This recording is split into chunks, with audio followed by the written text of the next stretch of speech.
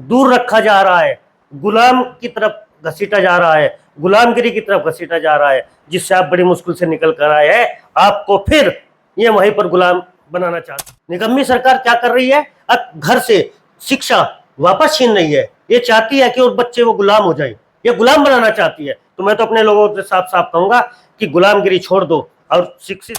हम ये कह रहे हैं जो विद्वान है, वो चाहे सैनी हो, कश्यप हो, कुमार हो, विमान हो, यादव हो, वाल्मीकि समाज से भी चाहे हो, हाँ वाल्मीकि समाज से चाहे हो, चाहे किसी भी समाज से, विद्वान है तो विद्वत्तों को स्वीकार करना चाहिए। फिर वही जिसने पूरे देश को न केवल सोचने पर मजबूर किया है बल्कि शर्मसार किया है, घटना उत्तर प्रदेश के इटावा जनपद के किसी एक गांव की है, दरदरपुर गांव की घटना है। कथा वाचने के लिए गए कथावाचक, और वहां के उन लोगों को जब ये पता लगा, ब्राह्मण लोगों को, कि ये कथा करने वाले व्यक्ति ब्राह्मण समाज से नहीं आते, बर्बरतापूर्वक न केवल पिटाई की, सर के बाल काट दिए गए, मुंडन कर दिया गया, और पवित्रता के नाम पर महिला मूत्र या महिला पेशाब से छिंटा दिया गया, स्नान कराया गया, यह महिला मूत्र उनके ऊपर उड़ेला गया। घटना से पूरा देश शर्मसार हुआ है। वो भी तब जब बाबा साहब का संविधान इस बात की अनुमति सबको देता है, अधिकार सबको देता है कि पूजा और अपने ईश्वर को या अपने धर्म का प्रचार प्रसार आप किसी भी हालत में कैसे भी कर सकते हैं। इसके लिए कोई विशेष अनुमति की आवश्यकता नहीं होती है। नमस्कार, आप देख रहे हैं जी न्यूज और मैं आपका दोस्त, आपके साथ अनुज प्रताप सैनी। अंगूठा दबाइएगा, चाहे वो लाइक का हो या सब्सक्राइब का हो, क्योंकि आपके लिए फ्री है और हमारे लिए बहुत जरूरी है। सहजता से वो बात आपके पास आ जाती है, सोशल मीडिया के माध्यम से आपके फ़ोन में आ जाती है, जिसको हम यहाँ से प्रसारित करते हैं, घटनाएं प्रसारित करते हैं, समाचार प्रसारित करते हैं। हमारा निवेदन है कि आप अंगूठा जरूर दबाइएगा, सब्सक्राइब का और लाइक का। मुद्दे की बात पर आते हैं। मुद्दा यह है कि जिस तरह से बर्बरतापूर्वक पिटाई की गई है, यादव समाज से ताल्लुक रखने वाले उन कथाकारों की फर्जी आईडी के नाम पर, महिला छेड़छानी के नाम पर, या तुम्हारी बिरादरी नहीं, तुम्हारी औकात नहीं है तो तुम कथा वाचन कर सको, कथा को कह सको, प्रचार प्रसार कर सको। अखिलेश यादव राष्ट्रीय अध्यक्ष समाजवादी पार्टी, पूर्व मुख्यमंत्री ने उनको न केवल लखनऊ अपने कार्यालय को बुलाया, सम्मानित किया, और उनके जो इंस्ट्रूमेंट्स होते हैं उनको भी दिलवाए गए, और ट्वीट के माध्यम से और माध्यमों से जो है उसकी घटना की भर्त्सना की है, निंदा की है। ओबीसी समाज का जुड़ा हुआ मामला है। ओबीसी समाज की हालात क्या है आज के समय में, देश में ऐसी घटनाएं क्यों घट जाती है?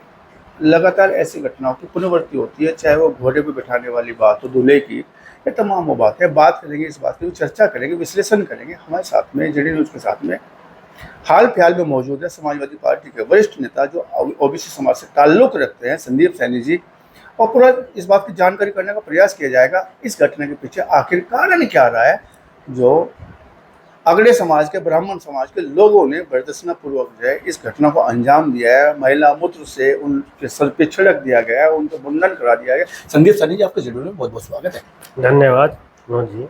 घटना से तो वाकिफ है, क्योंकि अखिलेश यादव के हर पेज को आप फॉलो करते हैं और अखिलेश यादव जी के हर एक्टिविटी को आप बहुत नजदीक से देखते हैं, निगरानी करते हैं।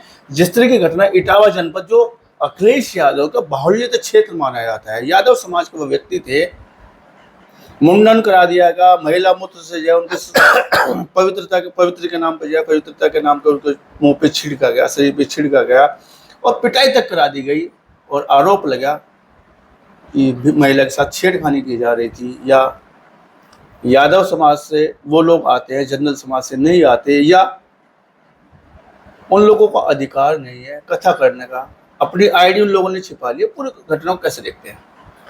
अनुज जी, पहली बात तो यह है, ये घटना बड़ी निंदनीय घटना है। ऐसी घटनाएं समाज के बीच नहीं होनी चाहिए। दूसरी मैं बात कहूंगा कथावाचक, जी मान लिया ओबीसी का था, ठीक है वो यादव है। आपने देखा होगा सैनी भी बहुत कथावाचक है। जी मैं जानता हूँ, जहाँ तक हमारी एक महिला है वो कथावाचक है, हमने गांव में भी उनसे कथा करवाई है, ढोलाहेड़ी भी कथा करवाई है। तो अगर मान लिया वो लोग ये कहते हैं कि कथा सिर्फ हम ही कर सकते हैं, तो ये चीज़ तो उनकी गलत है। पंडित का मतलब विद्वान, विद्वान कोई भी हो सकता है, विद्वान कोई भी हो सकता है, वो कथा कह सकता है। अगर मान लिया पिछड़े दलितों को कथा कहने का अधिकार नहीं है, तो मेरा तो मानना है फिर इन्हें सुनने का भी अधिकार नहीं होना चाहिए। दूसरी बात आपने कही कि उन्होंने आरोप लगाया है, जब ये मामला पूरा सामने आ गया, उनका जो कथावाचक थे उनका सिर मुंडवाया गया, मूत्र से छिड़काव किया गया, यहाँ तक कि जो दलित समाज को ढोलकिया था वो बेचारा अंधा था, उसके साथ भी मारपीट की। ये बड़ी घटना, निंदनीय घटना है। जितनी निंदनीय घटना इस कहा जा सकता है उतनी है ये। मैं तो इसमें यह भी कहूंगा कि उस समाज के भी लोग आकर इस घटना का निर्णय करें, कहने लगे घटना निंदनीय है, उन्हें भी पहल करनी चाहिए, ऐसी घटनाएं समाज में ना हो, हम तो यही चाहते हैं। संदीप जी, आपने एक दौर सुना होगा कि दलित और पिछड़ों के, या यूं कहा जाए जो अछूत थे, उनके गले में हंडी रहती थी, पीछे झाड़ बंधे रहते थे, और यहाँ तक कि जाए उनके गांव के बाहर मुहाने पे सिरे पे उनकी बस्तियां होती थी। शिक्षा, चिकित्सा और मंदिरों में उनको प्रवेश नहीं होता था। पानी, रिश्ते नाते से उनको दूर रखा जाता था। क्या ये उसी काल को दोबारा से दोहराया जा रहा है? ऐसे मंदिरों में प्रवेश नहीं है, या कथा का अधिकार नहीं है, या केवल यादव होने से वो कथा नहीं कर सकते, जनरली कर सकते? समझ नहीं आता कि ऐसे कौन से शास्त्र में, कौन से ग्रंथ में, या कौन सा संविधान उनको अनुमति देते हैं, और कौन सी पवित्रता की बात करते हैं कि यह पवित्र हो सकता है व्यक्ति गंगा जल के स्नान से या सामान्य जल के स्नान करने से, लेकिन किसी महिला के पेशाब से कोई पवित्र हो जाए? ये तो पहले कहानी घटी गई है, उनके मंसूबे तो देखिएगा। मैं उन लोगों की सोच को बिल्कुल खत्म सोच बताता हूँ। समाज में इस तरह की घटनाएं, फिर मैं दोबारा कह रहा हूँ, निंदनीय है।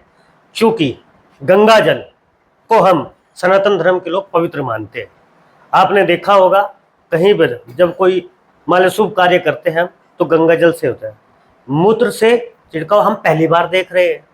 यानी कि चूंकि हमने जो देखा है, क्या उसका पिछड़ा होना या दलित होना, इसलिए तो उनके साथ ही किया गया है। अगर काश वो दलित और पिछड़े ना होते तो शायद ये घटना उनके साथ ना होती। हमने देखा सुना है पहले भी कि दलितों और पिछड़ों के साथ हमेशा अन्याय हुए। लेकिन मैं विशेषकर, मैं चूंकि ओबीसी वर्ग में भी सैनिक समाज से आता हूँ, मैं तो अपने समाज के तमाम लोगों से निवेदन करूँगा कि आप पढ़ो महात्मा ज्योतिबा फुले की किताब गुलामगिरी पढ़ो। अभी एक फिल्म आई थी, फुले फिल्म, उसे देखने का काम करें, अपनी आंखें खोलने का काम करें।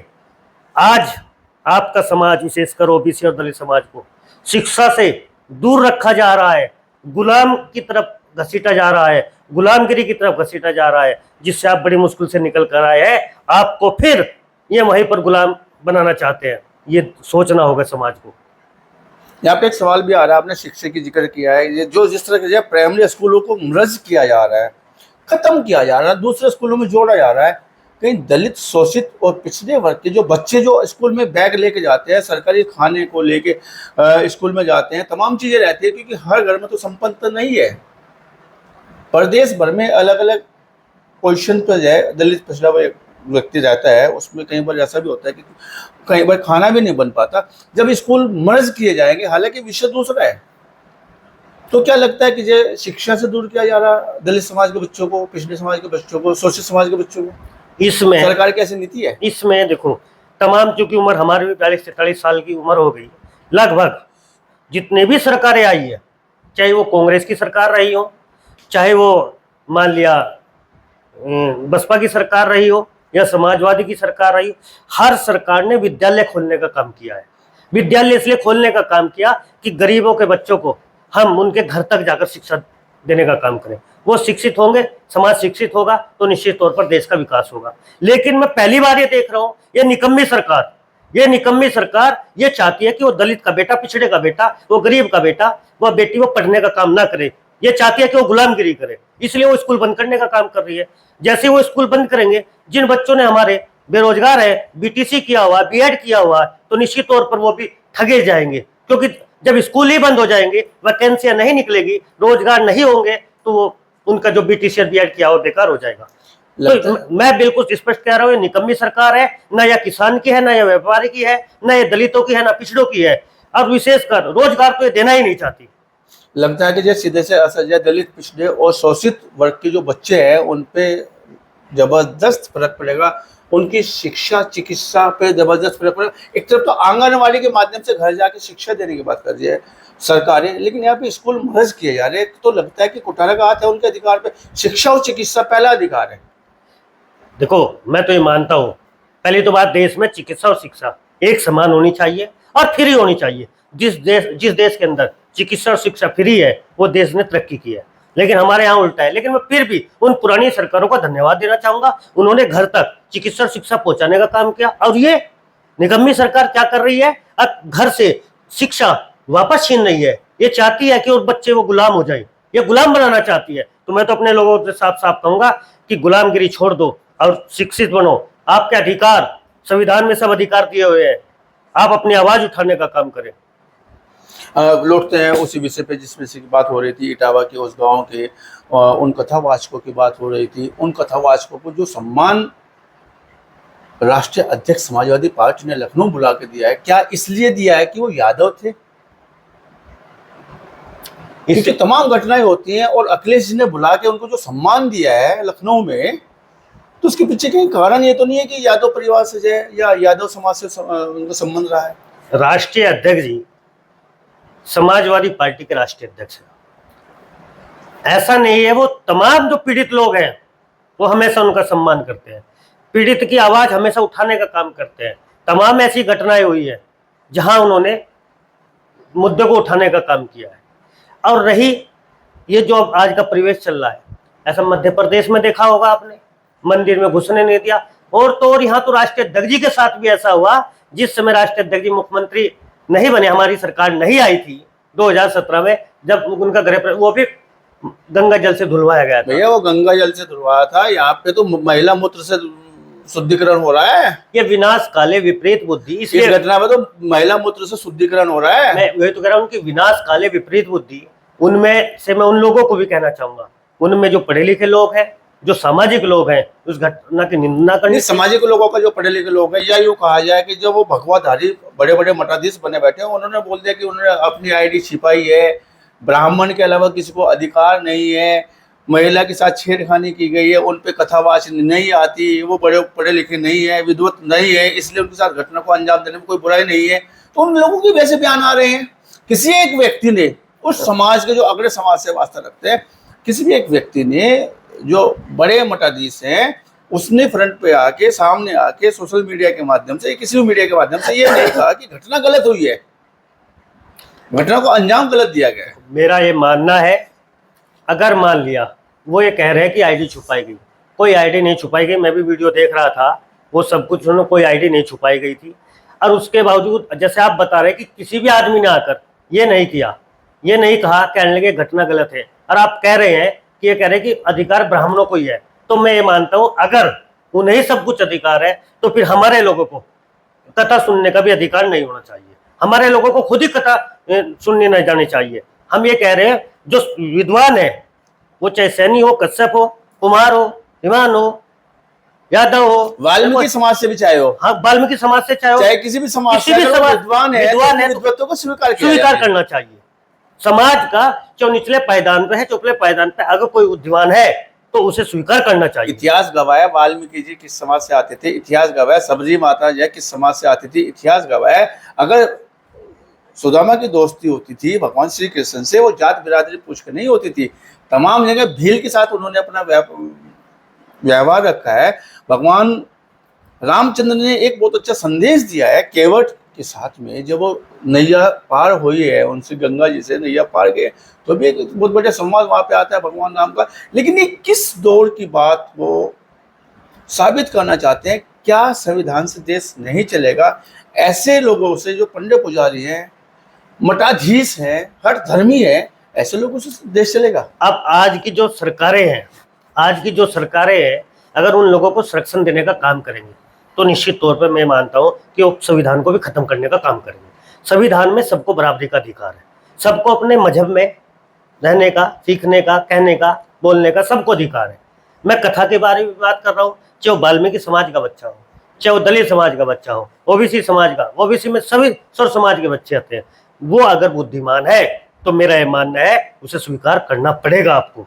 अगर आप स्वीकार नहीं करोगे तो निश्चित तौर पर आने वाला समय ऐसा होगा, ये फिर जो पिछड़े दलित अल्पसंख्यक ये सब लोग हैं जो ये आपके बाइकाट करने का काम कर देंगे।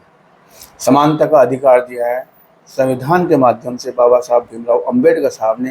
क्या समानता पे या समानता के अधिकार पे कुठाराघात नहीं है? अंतिम सवाल आपकी तरफ है। भैया ये निश्चित तौर पर उनके अधिकारों का हनन हुआ है और इसमें सरकार को, हम तो चाहते हैं सरकार कार्रवाई करे। अगर सरकार कार्रवाई नहीं करती तो ये समझा जाएगा सरकार संरक्षण दे रही है। इतने मेरे साथ में संदीप सैनी जी, वरिष्ठ नेता है समाजवादी पार्टी के, और स्पष्ट रूप से कहना है इनका कि अगर सरकार न्याय के आधार पे उनके साथ कार्रवाई नहीं करती, ऐसे पीड़ित लोगों को न्याय नहीं मिलता, तो कहीं ना कहीं ऐसे लोगों को सरकार संरक्षित करने का कार्य कर रही है। न्याय मिलना चाहिए, समानता के अधिकार पे उन लोगों को सम्मान मिलना चाहिए। और जिन लोगों ने इस घटना को अंजाम दिया है, चाहे वो किसी भी जाति बिरादरी या धर्म से संप्रदाय से ताल्लुक रखते हैं, उन पर कार्रवाई होनी चाहिए। बात करने की, चर्चा करने के लिए आपको बहुत बहुत धन्यवाद, बहुत बहुत शुक्रिया। धन्यवाद।